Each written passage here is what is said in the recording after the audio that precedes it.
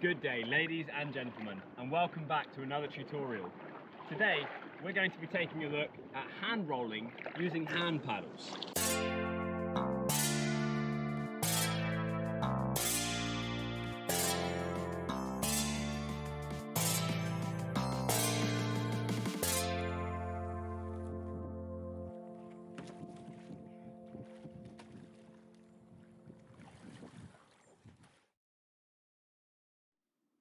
This video comes at the request of Mark Hill, who asked about it in the comments.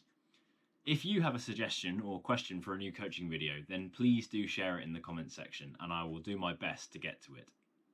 Just as a caveat before we start, if you're looking for a tutorial on hand rolling technique, this isn't it.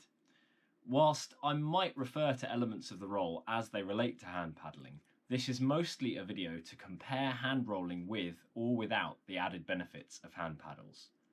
Secondly, whilst I love hand paddling and think it has many benefits, I don't recommend it until you have a solid roll. If you're going to need to pull your deck in a hurry, having hand paddles on will definitely slow you down.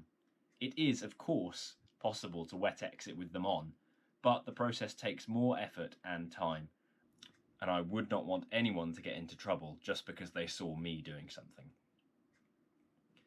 With that said, let's dive in and take a look at some rolls.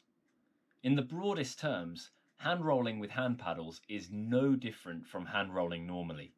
If anything, the additional leverage of effectively having dinner plates strapped to your hands allows you to focus on technique more than normal.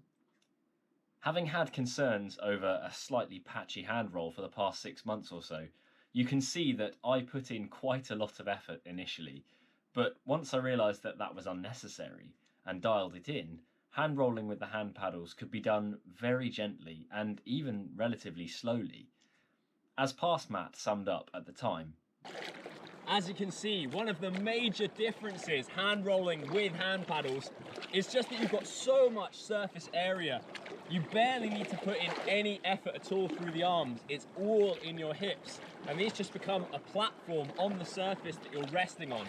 In effect, it's no different from people who practice a hand roll or a regular roll using some kind of float in a pool, for example. In the instance of both the back deck and front deck rolls, that increased leverage makes it so much easier to get the mass of your body up and over the boat's centre of buoyancy. Especially in a modern playboat with such a bulbous lump of volume behind the paddler, generating sufficient power to do this can be a struggle sometimes.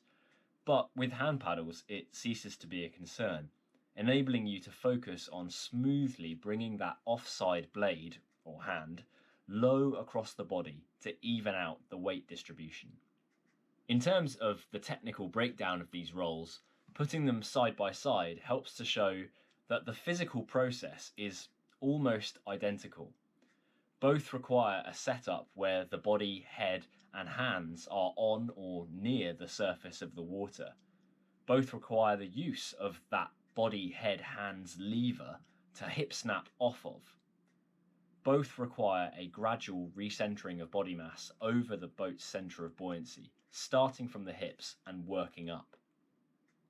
One minor point to note is that a regular hand roll may sometimes be just insufficient to get your body mass completely recentered, or at least not quite back up to a neutral sitting position. In that case, a second rapid reverse sweep on the onside hand can fix the issue. Once again, due to the greater power generated by hand paddles, this will rarely be necessary when using them. As always, thank you very much for watching. Remember to like and share this video wherever you feel comfortable.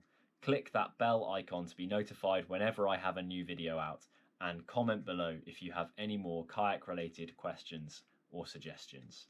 Thanks again, and I'll see you in the next one. Cue Past Matt cartwheeling into the distance.